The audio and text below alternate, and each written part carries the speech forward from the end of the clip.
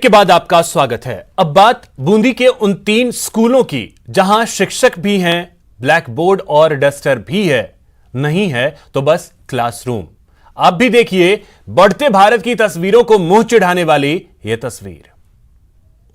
ठीक है ना, मदर भी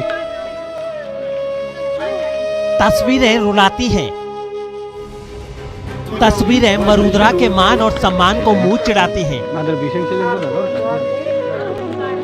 बच्चों की बातें कचोटती हैं कि इनके भविष्य के सिर से छत गायब है। हमें गर्मी में ये चादर बहुत तपते हैं, सर्दी में सर्दी बहुत लगती है। हमें इसमें गर्मी लगती है, सर्दी लगती है। बूंदी के 3 ऐसे स्कूलों की कहानी है ये, जहां स्कूल के नाम पर ये टेंट और शेड है। तपती गर्मी हो या फिर कड़ाके की सर्दी, यहाँ के बच्चों को इसी में पढ़ना पड़ता है। बूंदी में जिन 3 गांवों के स्कूल के पास अपना भवन नहीं है, उनमें नेनवा उपखंड क्षेत्र के चीता की झोपड़ी, बालापुरा और कालामाल गांव शामिल हैं। हमें गर्मी में ये चादर बहुत तपते हैं, सर्दी में सर्दी बहुत लगती है और बरसात में यहाँ पे कीचड़ हो जाता है, बहुत पानी बढ़ जाता है।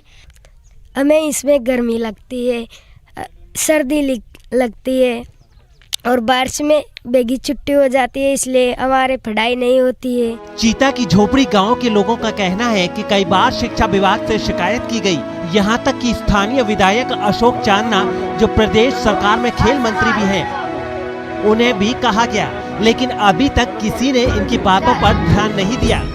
स्थानीय विधायक जो यहाँ के जनप्रतिनिधि जो विधायक हैं और हमारे सरकार मंत्री हैं चांदना जी, उसको इतनी बार अवगत करवा दिया जिसकी कोई सीमा नहीं है, और प्रशासनिक अधिकारी को इतना अवगत करवा दिया, फिर भी इस गांव की ओर किसी का भी ध्यान नहीं है। चीता की झोपड़ी गांव के राजकीय उच्च प्राथमिक विद्यालय के प्रधानाचार्य का कहना है कि 2 साल पहले इमारत जर्जर हो जाने की वजह से उसे गिरा दिया गया था, लेकिन अभी तक दूसरी इमारत बनाने का कोई इंतजाम नहीं हुआ है। 4 दीवारी के लिए जो पैसे आए हैं उसका भी इस्तेमाल नहीं हो रहा है।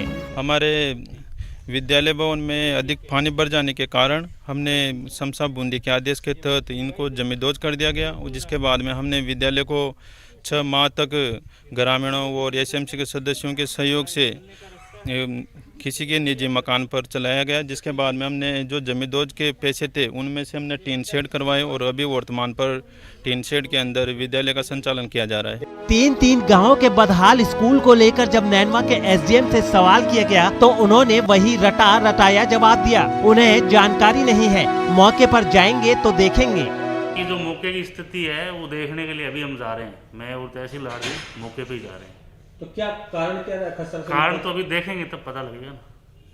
तो इसके अलावा जैसे उक्रेन है, बालापुरा है, कालामाल है, वहाँ में भी जो साइड में बच्चे पढ़ रहे हैं, तो वहाँ भी क्या देखें? मेरे को जानकारी नहीं है उक्रेन, बालापुरा, कालामाल।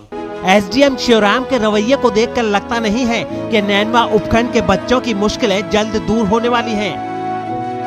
ऐसे में अगर स्थानीय जनप्रतिनिधि और सरकार ने जल्द ध्यान नहीं दिया तो फिर आने वाली गर्मी में इन बच्चों को इसी टीन के शेड और टेंट के नीचे पढ़ाई करने को मजबूर होना पड़ेगा। चैन सिंह तवान, न्यूज़ 18 राजस्थान, बूंदी।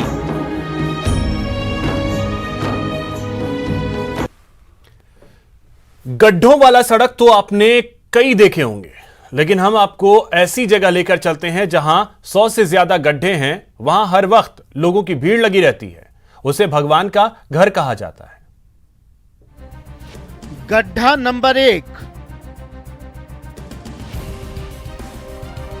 गड्ढा नंबर 2,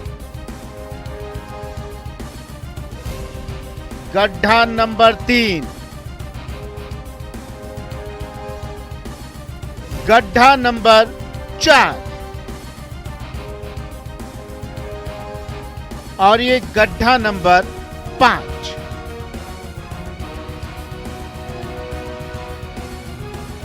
जरा ठहरिए, गड्ढों को गिनते गिनते थक जाएंगे, क्योंकि यहां 1 2 नहीं 100 से ज्यादा गड्ढे हैं। और ये कोई आपके घर के आसपास की सड़क नहीं है, बल्कि ये कोटा संभाग का सबसे बड़ा एमबीएस अस्पताल है। जी हां, इस अस्पताल परिसर में सीवरेज चैम्बर के ढक्कन हर जगह खुले हुए हैं, जो हादसे को न्योता दे रहे हैं। लेकिन अस्पताल प्रशासन आंखें मूंदे बैठा है। इन गड्ढों में कई बच्चे और बुजुर्ग गिरकर जख्मी हो चुके हैं। ये जो हॉस्पिटल है ये खुद ही बीमार हैं। यहाँ पे जो ग्रामीण क्षेत्र के लोग आते हैं उनके तो कोई पूछने वाला नहीं है। सारे नाले खाली पड़े हैं, इसमें बच्चे गिर जाते हैं, लोग गिर जाते हैं। सब जगह पानी पानी हो रहा है, खड्डे हो रहे हैं, मोटरसाइकिल कहीं अस्त व्यस्त हो रही है, कहीं क्या हो रहा है, मतलब लगता नहीं है हॉस्पिटल है। इसकी बीमारी ठीक करना चाहिए सरकार को। फिलहाल इतना ही, नमस्कार।